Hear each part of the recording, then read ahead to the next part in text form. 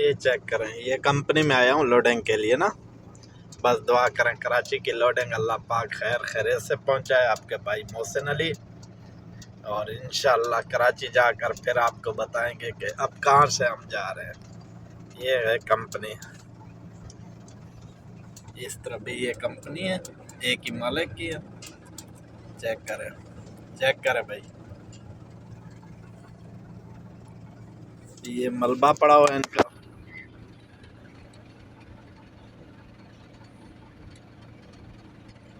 ये चेक करें,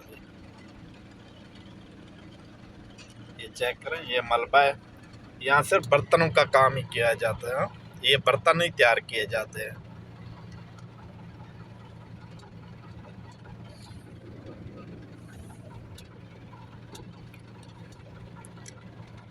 ये हम पहुंच गए अब लोडिंग पॉइंट के ऊपर।